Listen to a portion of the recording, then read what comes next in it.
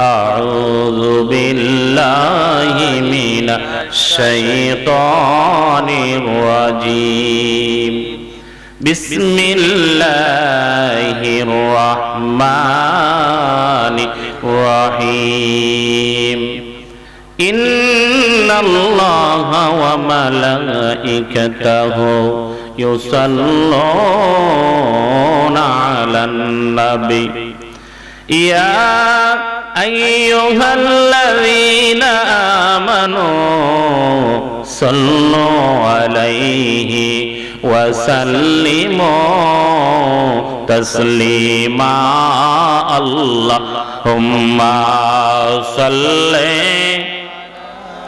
সাইয়্যিদিনা মাওলানা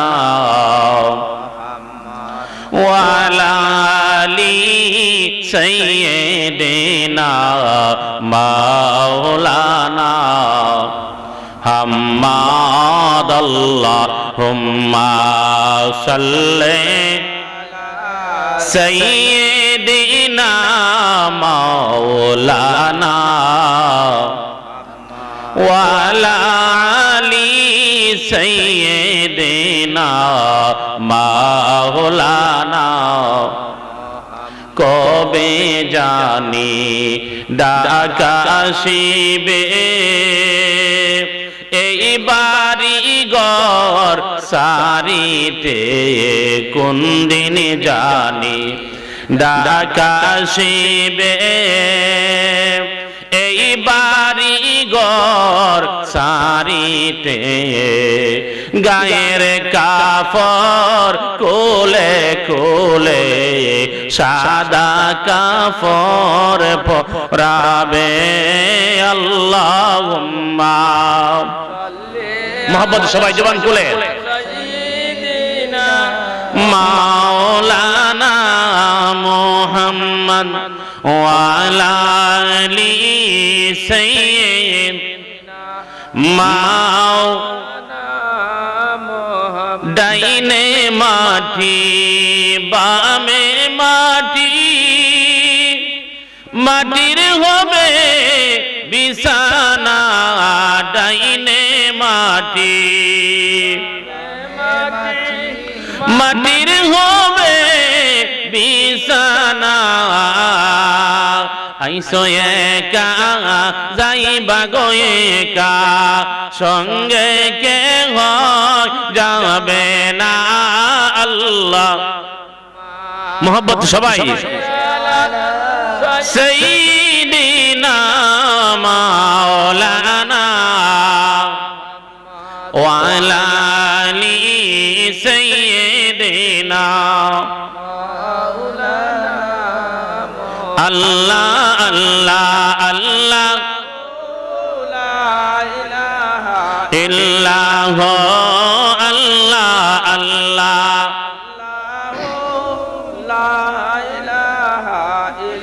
আপনাকে দেখলে নবী দুজগ হয় হারাম আপনাকে দেখলে নবী দুজগ হয় হারাম স্বপ্নেতে দিও দেখা উম্মতের কান্ডার নবীজি আল্লাহ আল্লাহ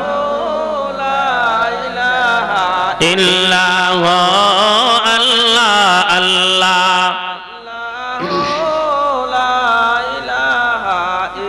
লা ইলাহা মাশাআল্লাহ লা ইলাহা মহব্বত লা ইলাহা আর জোরে লা ইলাহা জবান খুলে লা ইলাহা লা ইলাহা ইল্লাল্লাহ লা ইলাহা ইল্লাল্লাহ মুহাম্মাদুর রাসূলুল্লাহ সাল্লাল্লাহু আলাইহি ওয়াসাল্লাম। মুর্শিদে বরহক রহনুমায়ে শরীয়ত শাহ সুফি হযরত আল্লামা আজিজুর রহমান আল কাদরি সাহেব আব্বা হুজুর কিবলা রাহমাতুল্লাহ আলাইহি আব্বা হুজুর কিবলার আদেশ ক্রমে ৭৪ বার্ষিক সুন্নি মহাসম্মেলন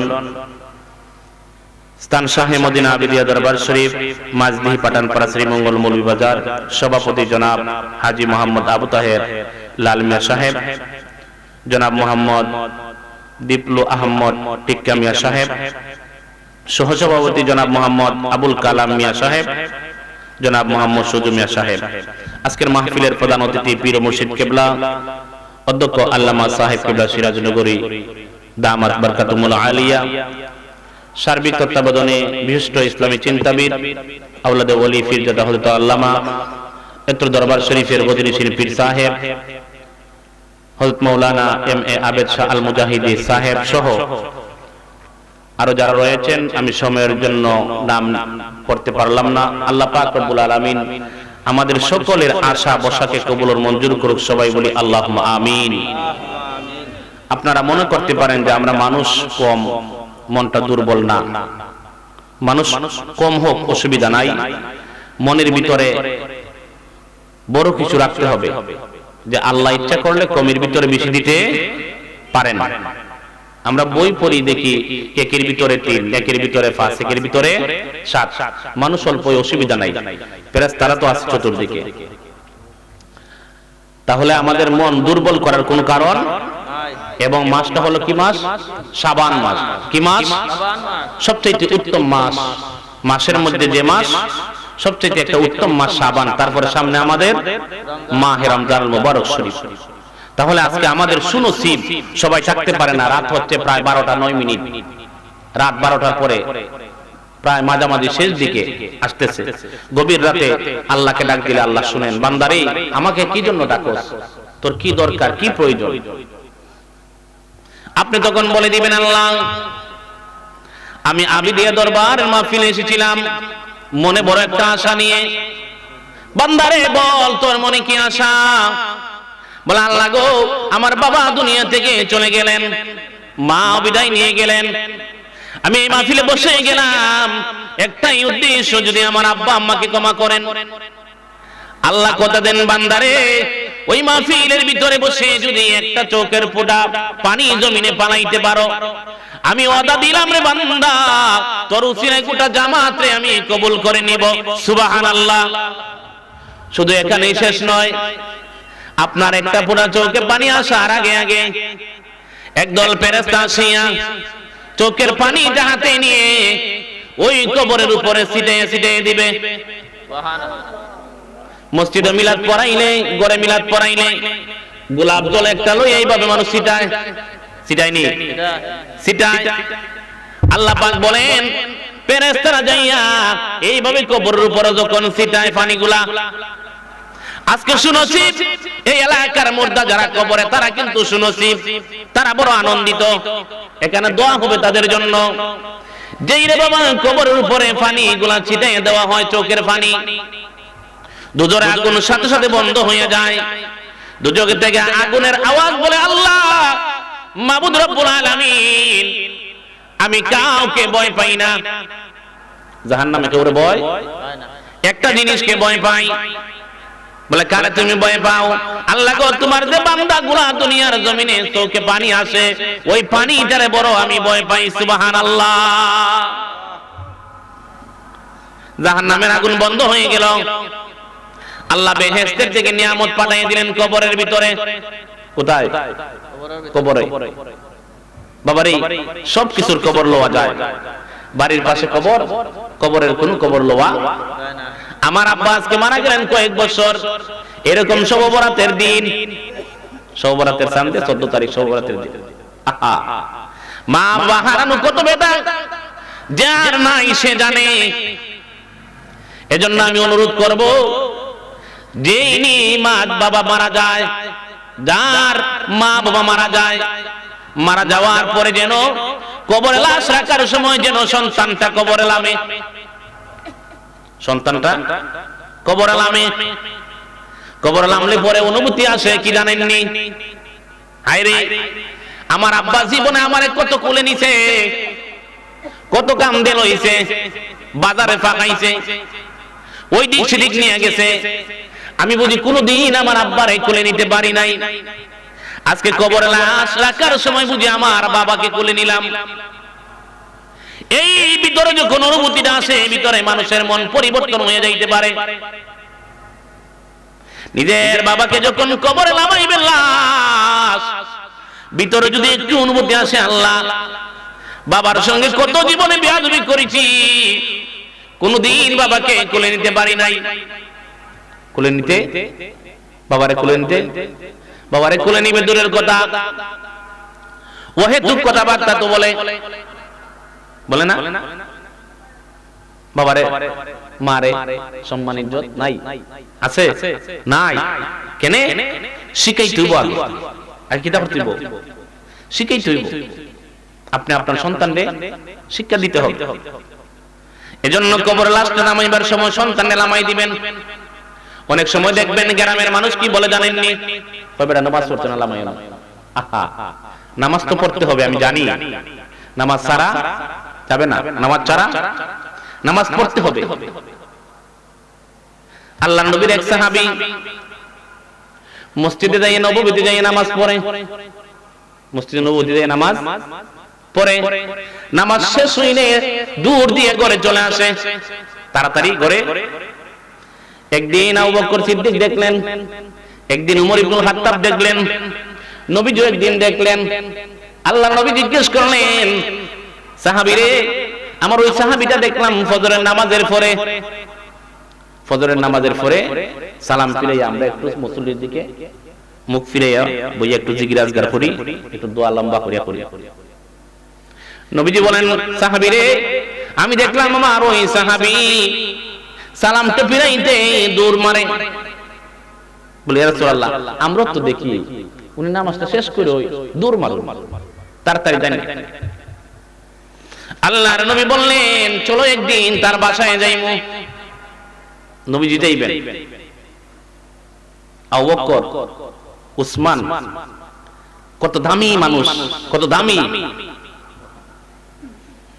আল্লাহর নবী সাহাবীদেরকে নিয়ে ওই সাহাবীর ঘরের সামনে গেলেন,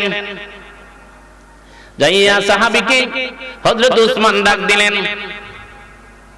সাহাবী ঘর থেকে বার হয় না। আবু বকর সিদ্দিক ডাক দিলেন, ভাই সাহাবী, দরজা খুলো, আমার নবী এসেছেন। দরজা খুলে নাই। নবী বললেন, সাহাবীরে, তারে ডাক দিও না, চলো আমরা মদিনার দিকে চলে যাই।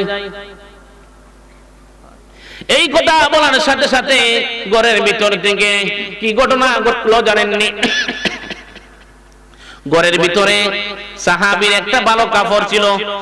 কয়টা ভালো কাপড়? একটা ভালো কাপড়। ঘরে আসিয়া একটা গর্ত ছিল গলাইমা, একটা গাতা, এটা গাতা বুঝেননি? গর্ত ছিল, কাপড় একটা বালা, বালা কোনো কাপড় নাই নামাজ পড়ার জন্য। ওই সাহাবী নামাজ থেকে এসে কাপড়টা খুলে উলঙ্গ হইয়া গর্তের ভিতরে ঢুকে,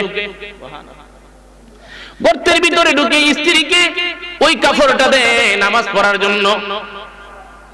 ওইদিকে নবীর সাহাবীরা ডাকে, নবীর সাহাবীর বিবি নামাজ তাড়াতাড়ি শেষ করে গর্তের ভিতরে ঢুকে কাপড় খুলে দেয়, আর স্বামীকে বলে, স্বামী গো, এমন দামি মানুষ আমাদের ঘরে কোনোদিন আসবে না, তাড়াতাড়ি করে জোর দাও, আমার নবী এসেছে, আবু বকর সিদ্দিক এসেছে, উসমান জিন নুরাইন এসেছে, তাড়াতাড়ি যাও, তাড়াতাড়ি যেয়ে তাদের কাছে ক্ষমা চাও। সুবহানাল্লাহ। পিছন থেকে ওই সাহাবীটা দৌড় দেওয়া শুরু করলো, নবী গো, একটু দাঁড়ান, আমার ঘরের সামনে আপনি এসেছিলেন। ইয়া রাসূলুল্লাহ, ইয়া হাবিবাল্লাহ, দাঁড়ান। নবীজি দাঁড়াইলেন। ওই সাহাবীটা যাইয়া নবীজির কদমে পড়ে গেলেন।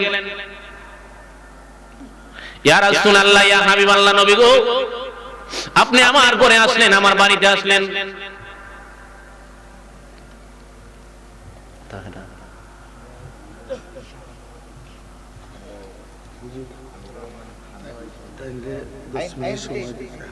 আচ্ছা, অসুবিধা নেই। মাওলানা ওয়ালা আলি সাইয়্যিদিনা মাওলানা লা ইলাহা ইল্লা আল্লাহ লা ইলাহা লা ইলাহা ইল্লাল্লাহ মুহাম্মাদুর রাসূলুল্লাহ সাল্লাল্লাহু আলাইহি ওয়াসাল্লাম। আমি কি বলছিলাম জানি? নবীজির সাহাবী, নবীজির সাহাবী। কাফর কয়টা? মন দিয়া শোনার চেষ্টা করবেন। অল্পতেই যদি একটা পুরা চোখে পানি আসতে পারে, তাহলে আপনার এই চোখের পানিটা আল্লাহর কাছে বড় দামি, বড় দামি। আমাদের ঘরে তো এখন কাফরের অভাব নাই। আমিও তো লাগাইছি কাফর কয়টা। কাফরের কোন অভাব আছে? কিন্তু নামাজির অভাব, নামাজির। এজন্য আমরা ভালো মানুষ প্রয়োজন। জাতীয় নির্বাচন 12 তারিখ, আমরা বাইরে বাইরে দ্বন্দ্ব করার প্রয়োজন নাই, ঘরে ঘরে মাইর করার প্রয়োজন নাই। ভালো মানুষকে দেখবেন আর আল্লাহর কাছে একটা দোয়া করে দেন, আল্লাহ যাতে করে আমরা গরিব দুঃখী মিনতি অসহায় মানুষ, দিনমজুর, রিকশাওয়ালা, ঠেলা গাড়িওয়ালা, ভ্যান গাড়িওয়ালা, আমাদের কোনো বিচার নাই গো আল্লাহ, আমরা আপনার কাছে বিচার দিলাম। আর ভালো মানুষ যেন দেশে আসে, যার মাধ্যমে আমরা শান্তি পাই, মিলেমিশে চলতে পারি। আল্লাহর নবীর সাহাবী দৌড় দিলেন, যাইয়া নবীর কদমে ধরলেন। সাহাবীরে, আমি একটা ডাক দিলাম, আমার আবু বকর ডাক দিলেন, দরজা তুমি খুলো। বুঝতেছেন তো আমার কথাগুলো? ও সাহাবী, আমার উসমান ডাক দিয়েছে, আমি বুঝতে পারিছি হয়তো তুমি কোন বেশিবার মধ্যে আছো, কোন সমস্যা আছো না সাহাবী, এজন্য আমি আর ডাক দিলাম না তোমাকে। আমরা বলেছি চলো মদিনার দিকে চলে যাই। নবী গো, আপনি আমার বাড়িতে আসছেন কি জন্য গো নবীজি? আল্লাহর নবী বলেন, সাহাবীরে তুমি নামাজে যাও, নামাজটা শেষ করে দেখি তাকাইয়া তুমি দূর দিয়ে ঘরে চলে আসো রে সাহাবী। আবু বকর বলেন, আমিও দেখছি গো নবীজি। উসমান বলে, আমিও দেখেছি গো নবীজি। এই কথা নিগো নবী বলতে দেরি সাহাবীর চোখে দিয়া পানি পড়া শুরু হয়ে গেল। আল্লাহর নবী বলেন, সাহাবীরে আমি জিজ্ঞেস করলাম নামাজ শেষ করে চলে আসো বাড়িতে তাড়াতাড়ি, কারণ কি? তুমি কান্না শুরু করে দিলা যে। সাহাবী বলে, ইয়া রাসূলুল্লাহ, ইয়া হাবিবাল্লাহ, নবী গো, আমার ঘরে ভালো কোনো কাপড় নাই, দামি কোনো কাপড় নাই, নামাজ পড়ার মতন ভালো কাপড় নাই। একটা কাপড় আছে গো নবীজি, আমি ঘরের ভিতরে একটা গর্ত করছি গলাইমা পর্যন্ত।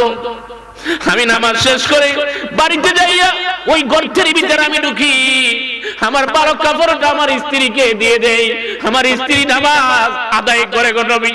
যখন আপনি প্রথম ডাক দিয়েছে, আমার স্ত্রী নামাজ পড়ে, আমি গর্তের ভিতরে ছিলাম, আমি উলঙ্গ ছিলাম গো নবী। যখন আপনার আবু বকর ডাক দিয়েছে, আমি উলঙ্গ।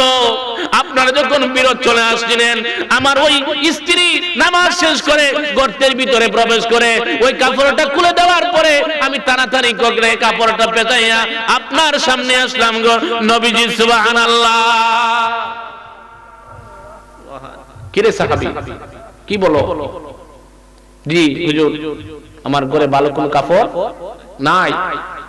নামাজের দাম আছে, নামাজের মতো যদি নামাজ পড়তে পারেন, আল্লাহকে যদি বলতে পারেন, আল্লাহ গো আমি আপনার কাছে সাহায্য চাই, পৃথিবীর কোন মানুষের কাছে সাহায্য চাই না, আমার আল্লাহ আপনার ডাক শুনতে রাজি। সুবহানাল্লাহ। আল্লাহর কাছে বলেন না গভীর রাতে, মানুষের কাছে বলবেন কেন? মিয়া বলবো কার কাছে? আল্লাহর কাছে। বাদশাহ হারুনুর রশিদ নাম শুনছেন?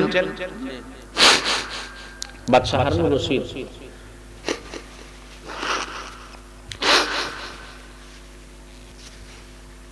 যখন তার রাজপ্রাসাদে যায়, যাওয়ার মধ্যে দুইটা ফকির দুই দিকে তাকে, দুই দিকে দুইটা ফকির। যাওয়ার সময় 5 টাকা 10 টাকা 2 টাকা এইভাবে উনি দিয়া উনি উনার সিংহাসনে যান, যাইয়া বসে। একদিন একটা ফকির, তার কিছু টাকার প্রয়োজন, সে পার্সোনাল গেছে দেখা করার জন্য বাদশার কাছে।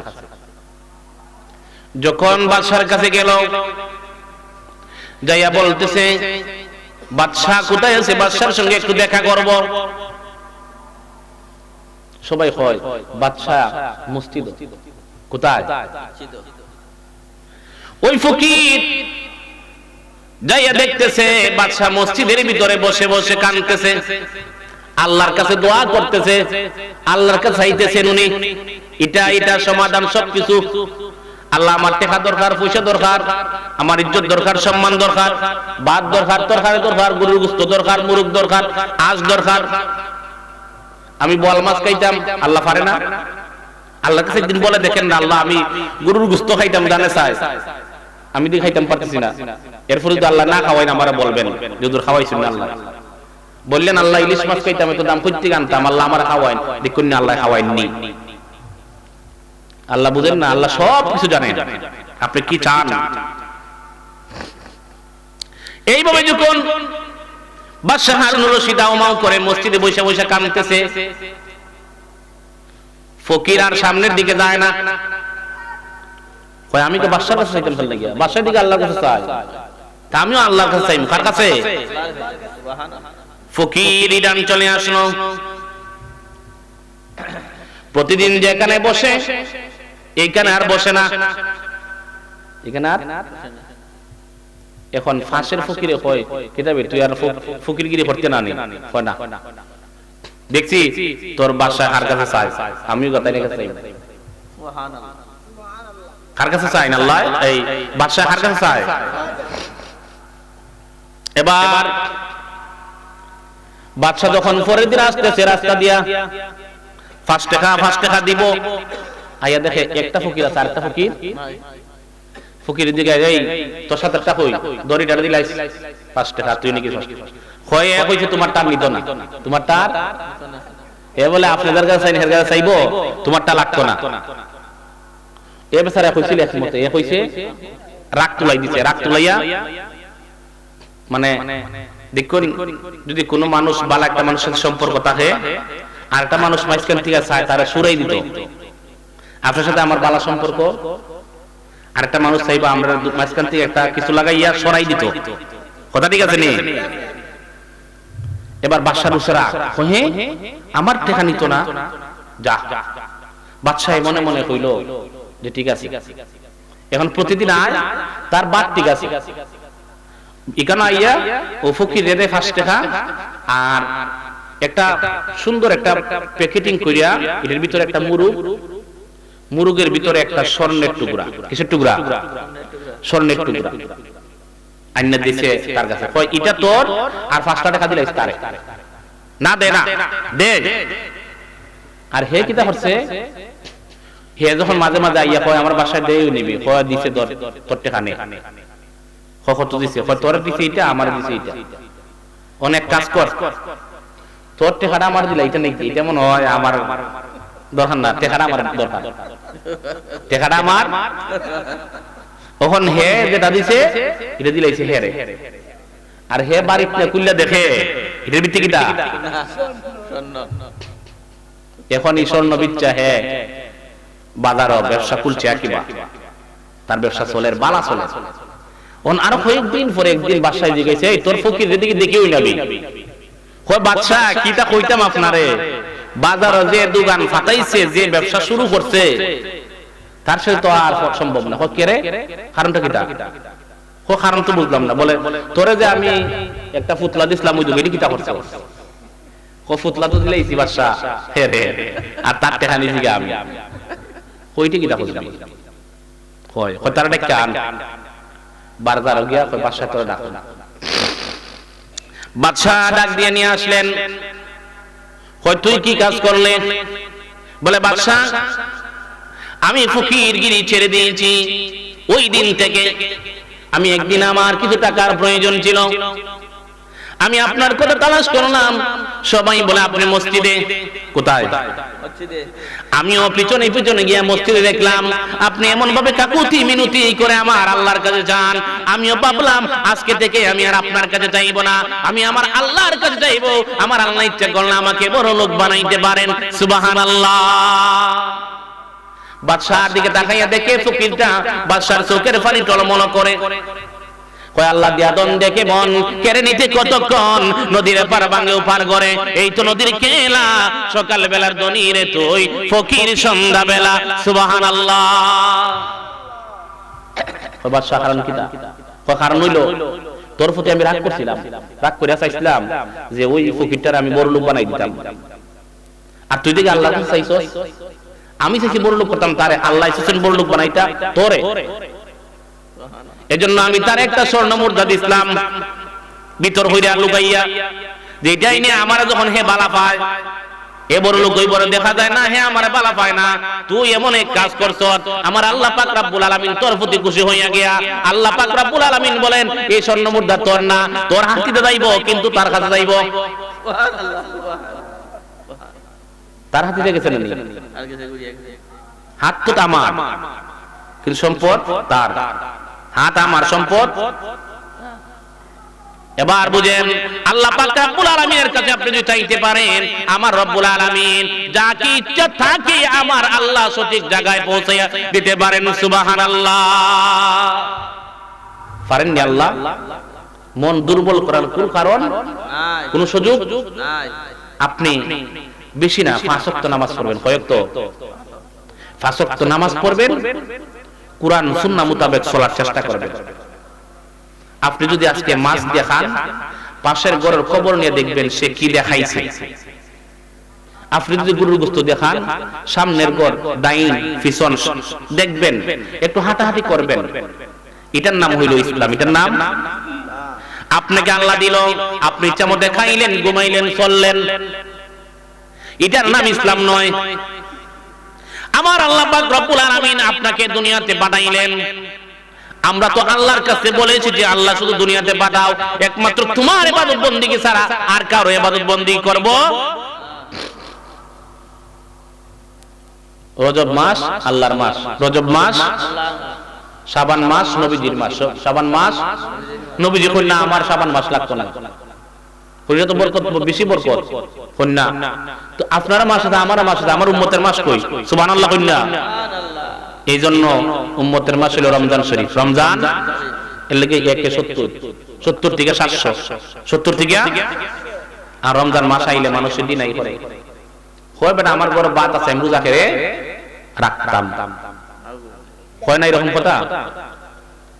রোজা রাখছে ঠিকই, আজান হচ্ছে মসজিদে, কয় ইফতার করে না, ইফতার করে না, কয় 5 মিনিট পরে করব। ওখানে সারা দিন ফাস্ট থাকতাম, পারতে 5 মিনিট পরে করলে সুবিধা কিটা? কয় নেই এরকম, এরকম বলে না অনেকে। না, আপনি রমজান রোজাকে কষ্ট দিলেন। টাইম আছে, মসজিদের মুয়াজ্জিন আযান দিচ্ছে, সবাই ইফতার করতেছে, আপনি 5 মিনিট পরে কেন করবেন? 5 মিনিট করে আমি তো আধা ঘন্টা পরে করতে পারবো, কিন্তু না। রমজানের এটা সম্মান, এটা ইজ্জত। টাইম হয়েছে, আপনি ইফতার করেন। মসজিদের মাইকে এলান দিয়ে দিয়েছে খাওয়া দাওয়া বন্ধ করেন, আপনি বন্ধ করে দিবেন। আপনি যদি বলেন না আযান পর্যন্ত, আযান এক জিনিস আর সেহরি খাওয়ার সময় আরেক জিনিস। সেহরি খাওয়ার সময় শেষ, তারপরে 5 মিনিট পরে ওয়াক্ত হয়, ওয়াক্ত হইলে আযান হয়, তাহলে আপনি কেন আযান পর্যন্ত অপেক্ষা করবেন? এটা হই রোজার ইজ্জত, এটা হই রোজার সম্মান, তাজিম। এবার ওই যে আমি বলেছিলাম তৌহিদের সাহাবী আল্লাহর নবী হযরত উসমান জিন নুরাইনের দিকে তাকাইয়া বলেন, উসমান রে, দেখছো নি নামাজের জন্য আমার সাহাবী কত কষ্ট করে? কিসের জন্য?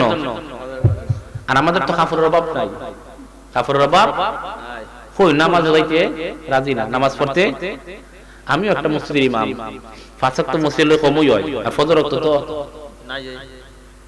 অথচ ফজর ওয়াক্ত হইছে বেশি বরকত, ফজর ওয়াক্ত বেশি, বেশি থেকে বেশি ফজর ওয়াক্ত নজুলের রহমতের সময়।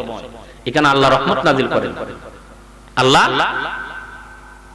আল্লাহর নবী আস্তে আস্তে সামনের দিকে যাইলেন, যাইয়া দেখতেছেন একটা গাছের মধ্যে দুইটা ছেলে বান্দা। একটা গাছের মধ্যে দুইটা ছেলে বান্দা, মনে করেন 10 বছর 12 বছর এরকমের দুইটা বাচ্চা গাছের মধ্যে রশি দিয়া বান্দা। নবী বলেন, সাহাব ও দুইটা মাসুম বাচ্চা, তোমাদেরকে কে গাছে বাঁধছে? গাছে তোমাদেরকে কে বাঁধছে? তোমরা কারা? দুইটা ছেলে উত্তর দেয়, আসসালাতু ওয়াসসালামু আলাইকা ইয়া রাসূলুল্লাহ। নবী গো, আপনি যদি আমাদেরকে না চিনেন, আমরা আপনারে ঠিকই চিনি। সুবহানাল্লাহ। নবী বলেন, কে রে? গাছে কেন তোমাদেরকে বাঁধা? তোমাদের পরিচয়টা একটু দিবানি। দুইটা ছেলে বলে, ইয়া রাসূলুল্লাহ, ইয়া হাবিবাল্লাহ, আপনার সঙ্গে যে সাহাবী, উনি আমাদের বাবা, যার ঘরে একটা কাপড়, উনি আমাদের বাবা। আমাদের ঘরের পাশে একটা খেজুর গাছ, ওই পাশের বাড়ির এক ইহুদির গাছ।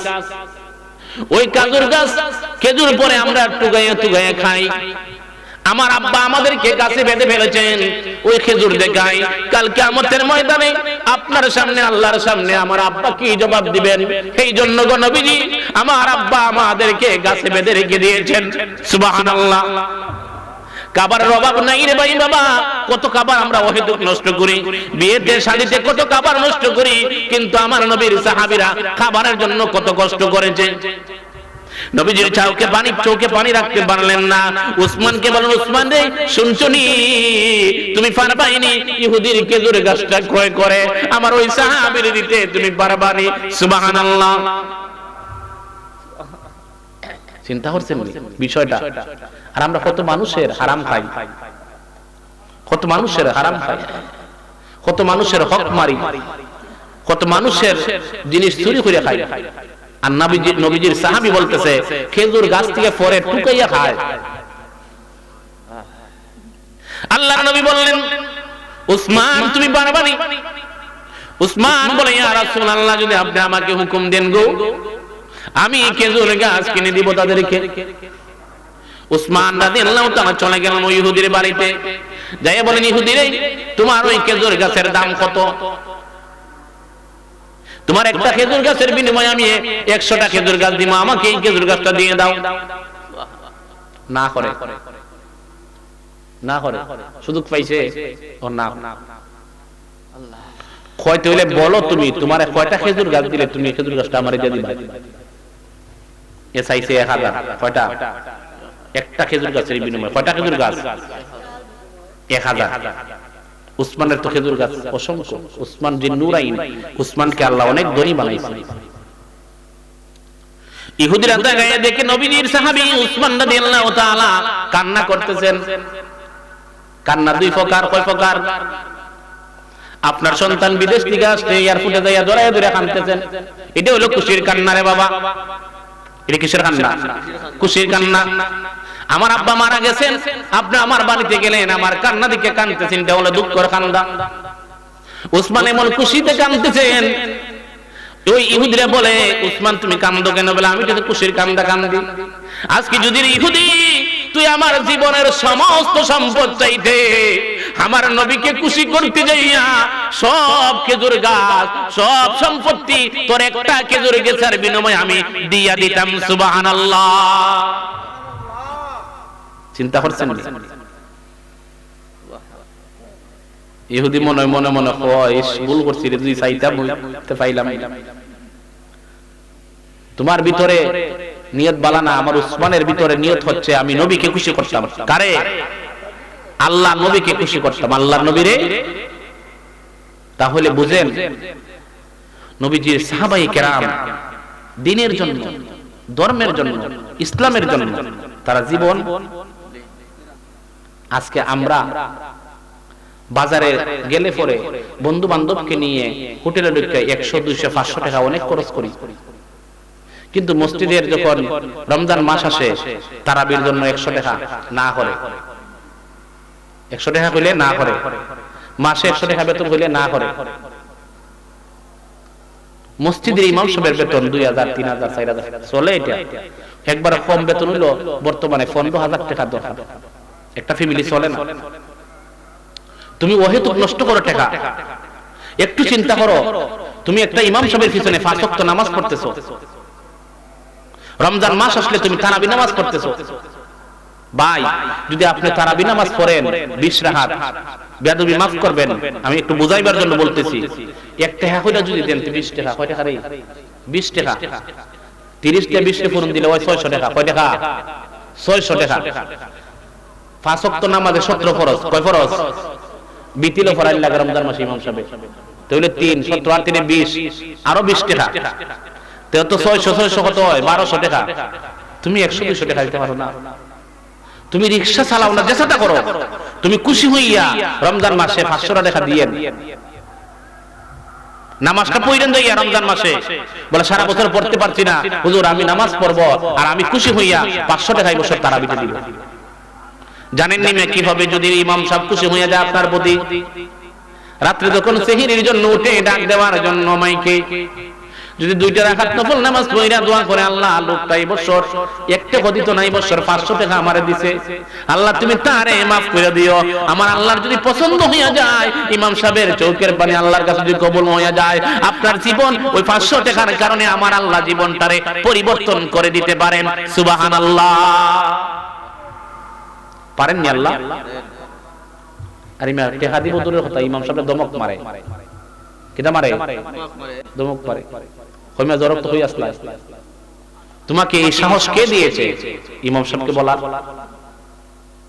ইমাম সাহেব আপনি রাখতে পারেন, আপনি মাসিক টাকা দিতে পারেন, কিন্তু আপনি দমক দেওয়ার কেউ। মসজিদ কার ঘর? আল্লাহর ঘর। আল মাসজিদু বাইতুল্লাহ, মসজিদ আল্লাহর। মসজিদের খাদেম, আল্লাহর ঘরের খাদেম, সে আল্লাহর ঘরের খেদমত করে। আপনি কমিটিতে থাকতে পারেন, আপনি এসে পরিষ্কার করেন, আপনি খেদমত করেন, ইমাম সাহেবকে কিছু না বইলা হেল্প করেন উনাকে, তাহলে আপনার জীবন পরিবর্তন হইয়া ইমাম মুয়াজ্জিনের সাথে ভালো ব্যবহার করবেন। ভালো ব্যবহার, তাহলে আপনার জন্য সে দোয়া। জানেন হযরতে বেলাল রাদিয়াল্লাহু তাআলা মসজিদে আযান দিতেন। মসজিদে আযান জানেন আপনারা? হযরতে বেলাল রাদিয়াল্লাহু তাআলা মসজিদে আযান দিতেন। একদিন বেঈমান মুনাফিকের কিছু চক্র আছে, তারা আয়েশা বলে, ইয়া রাসূলুল্লাহ, বেলালে আযান সুন্দর হয় না। কি দাও হয় না? সুন্দর হয় না। বেলাল দে পাল্টাইয়া দেন, বেলাল দে পাল্টাইয়া দেন। কেন সুন্দর হয় না? বেলাল দে, বেলালের ইহুদি খ্রিস্টানরা কষ্ট দিয়া জিহ্বার মধ্যে ফেরাক ঢুকাইয়া দিছিল, জিহ্বাটা ছিদ্র, এজন্য আযানটা সুন্দর। আল্লাহ নবী তাদের কথা মানতে যাইয়া বেলালকে আযান দেওয়া বন্ধ করে দিলেন। একদিন, 2 দিন, 3 দিন পার হয়ে গেল। নবীজি নতুন মুয়াজ্জিন নিয়োগ করলেন, আযান হয় মসজিদে, নামাজ পড়ান নবীজি।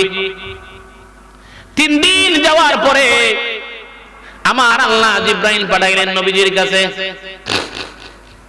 ইয়া রাসূলুল্লাহ, ইয়া হাবিবাল্লাহ, নবী গো, আমার আল্লাহ পাঠাইলেন মসজিদে নববী থেকে আযান হয় না, নামাজ হয় না। কি হয় না? আযান হয় না, নামাজ। নবীজি বলেন, কি বলো নাই তুমি?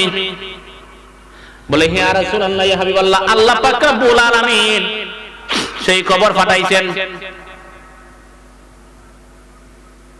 বলে, আমি নিজে নামাজ পড়াই, নতুন মুয়াজ্জিনে আযান দেয়।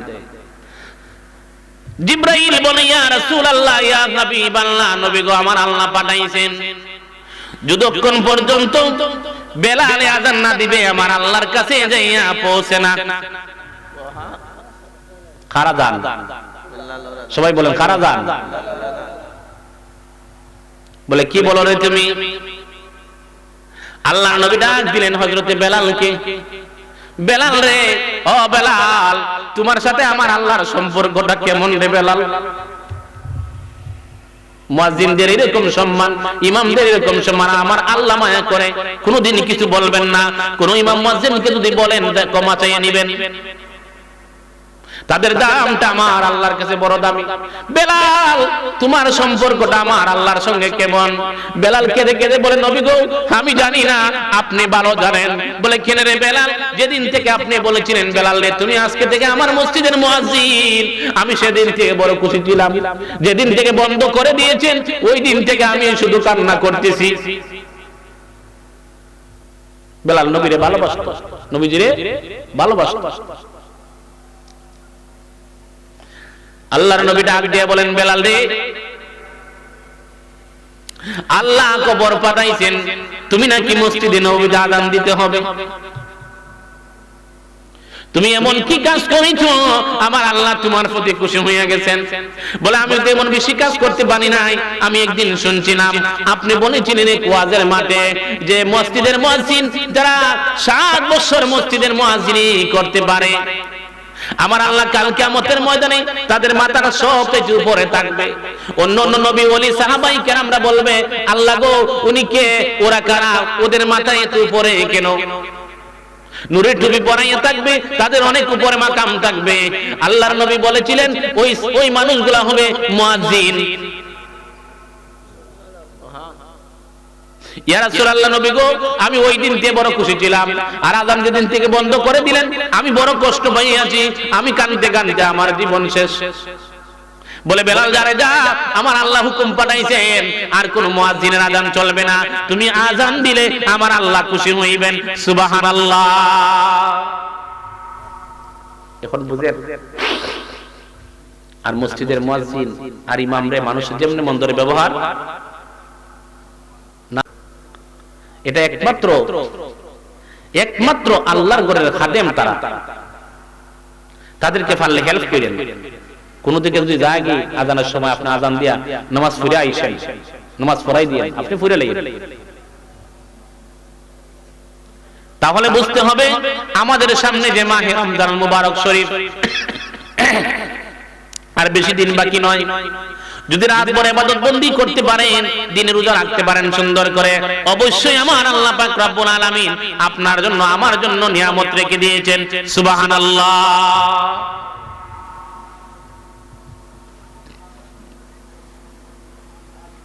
তাহলে আমাদেরকে ওই দিক দিয়ে চলতে হবে। বেশি ইবাদত লাগে না, অল্প ইবাদত করতে পারলেই খুশি হবেন কে? তবে হ্যাঁ, নিয়ত থাকতে হইব সহি, নিয়ত থাকতে হইব। আপনি শুধু সারা দিন মসজিদে আল্লাহ বিল্লাহ করেন, ফরার হক নষ্ট করেন, গরিব রে মারেন, রিকশা তুলতে ভাড়া হলো 50 টাকা, 10 টাকা ভাড়া দিয়ে ধমক মারলেন, কাজে আসবে? সারা রাত কানলো, কাজে আসবে? কত মানুষ আমার নিজের দেখা ভাড়া কমাইয়া দেয়। কত মানুষ আমি দেখছি আপনার বাড়িতে কাজ করে, আমার বাড়িতে কাজ করে, আছে না শ্রমিক, কাজ করার পরে সারা দিনে 500 টাকা পায়। কয় টাকা? 500 টাকা পায়। মনে করেন 500 টাকা পায়। এখন বিকালে বাজারও গেছে, কইছে বাজারও যাইস, টাকা দিব না। বাজারও গেলে টাকা দিব সে। লোকটা বাজারে গেছে, সকাল থেকে সন্ধ্যা পর্যন্ত কাজ করছে, বাজারের ব্যাগটা লইয়া বাজারও গেছে। যাওয়ার পরে গিয়ে দেখতেছে 4-5 জনে বৈশা গল্প করতেছে, তারা চা খাইতেছে, আড্ডা মারে। গিয়ে বলল, চাচা আমার টাকাটা দেন, আমি বাজার হতাম। বেটা দাব মারলো। কি মারলো? দাব মারছে। হয় বেটা, এতগুলা মানুষের সামনে টাকা করছো, আমি কিন্তু বাইক গেলে জানি তোর টাকা আজকে দিতাম না। এরকম অনেকে বলে না? শুনেন, যদি ওই শ্রমিক, ওই গরিব মানুষে যদি বাজারের ব্যাগ এইভাবে যদি দলামচা করে নিয়ে যায়, আমাদের ফ্যামিলিতে অনেক গরিব মানুষ আছে, 10 টাকা দিয়ে বাজারের ব্যাগ কেনার মতন টাকা নাই, এজন্য বাজারের ব্যাগটা লুকাইয়া পকেটে করে এইভাবে নিয়ে যায়। আপনাদেরকে বলে দিলাম, যদি কোন শ্রমিক তার দাব দিয়ে টাকাটা না দেয়, যদি এইভাবে বাজারের ব্যাগ যেইভাবে নিয়েছে, আবার যদি বাড়িতে এইভাবে আসে, বাড়িতে আসার পরে স্ত্রী পুত্র সন্তানরা বলে, কি গো আব্বা, বাজার কিছু আনো নাই, সদাই করো নাই। সন্তান যদি বলে, আব্বা কিছু আনো নাই, আমি গাউসে বকের ছাত্র। স্ত্রী বলে, প্রাণের স্বামী গো, কিছু বাজার করো নাই। বলে, না করতে পারি নাই। বলে, কি হয়েছে? বলে, বাজারে গিয়ে কয়েকজনের সামনে আমি টাকা খুঁজছিলাম, সেজন্য আমাকে টাকাটা দেয় নাই। কথাটা মনে রাখবেন, যদি এইরকম কোন মানুষ বাজারের ব্যাগটা বাড়িতে নিয়ে আসে, রাত্রে যদি ঘুমাইয়া যায়, আমার আল্লাহ যদি দেখে মনে রাখেন তার অবস্থাটা কিন্তু খুব করুণ হবে। ওই মানুষগুলারে কিন্তু সে কষ্ট দিয়েছে। তোমার টাকার শক্তি রয়েছে, তোমার সম্পদের শক্তি আছে, তোমার গায়ে জোর রয়েছে, আমার আল্লাহর একটা মিনিট লাগবে না তোমাকে ধ্বংস করে দিতে পারে। আসেনি এরকম ঘটনা? ঘটেনি? অসংখ্য ঘটনা আমি দেখছি। কোনদিন করবেন না। আল্লাহ আপনাকে সম্পদের মালিক বানাইতে পারে, আল্লাহ আপনাকে টাকার মালিক বানাইতে পারে। তাই বলে সব জায়গায় দমকগিরি চলবে? সব জায়গায় দমকগিরি করলে কি হয় জানেন?